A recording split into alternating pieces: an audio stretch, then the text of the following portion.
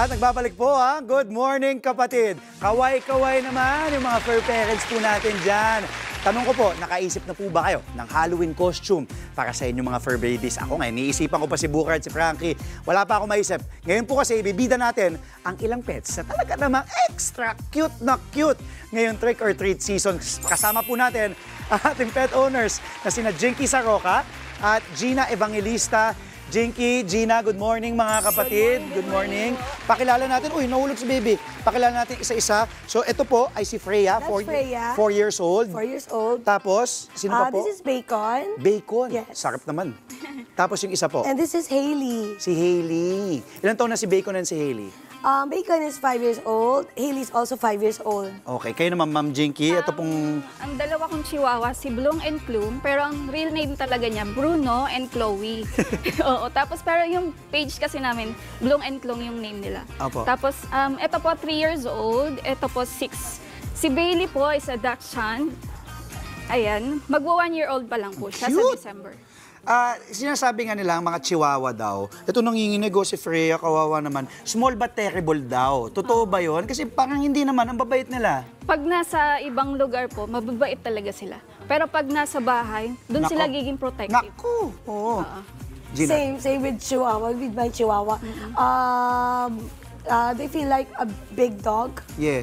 Small dog sila, di ba? Parang Pero ang liit lang lalaki nila, sila. Yes. pakiramdam nila, ang laki-laki Yes, nila. yes, No? yes. Ako din, pakiramdam ko minsan, ang laki-laki ko, maliit lang ako eh. Itong Dachshund naman natin, madam, ano pangalan ulit ng Dachshund natin? Bailey. Si Bailey, 1 year old. Mag 1 year old. Kasi kami gusto namin magkaroon din ng Dachshund. Ano ba ang personalidad ng mga Dachshund? Sa mga manonood po natin na gustong mag-alaga din ng Dachshund. Ang Dachshund po very playful. Napaka active talaga sila. So Malambing? kailangan malambing. Parang sila din, Chihuahua din, sobrang clingy nila. Pero si Bailey, siya yung pinakang hyper talaga. Tanong ko naman kay Ma'am Gina, yung mga, ito po, yung hawak niyo si, yung Yorkshire Terrier at yung French Bulldog, ang cute ng French Bulldog. Kamusta naman po ang maintenance nila? Magastos ba? Kamusta yung mga personalidad nila? Yes, with Hailey, yung maintenance, kasi since she has long hair, kailangan everyday brushing and combing. And then with Bacon, of course, the food, matakaw. Oo. Mga magkano kaya yung ano nun, pag kada buwan? Gusto Kasi I mag-alaga? have lots of dogs and cats at home. Oo. So, kinocompute ko yun. Both cats and dogs, month, siguro 25 to 30,000. 25 to 30,000. Yes, yes Kasama po. na pagkain, doktor, Yes, check-up. supplements. Supplements, gamot. Oo. Yes, Pati mga treats na rin. Yes, kasama po diaper. Oo. Yung mga costume nila, ang cute.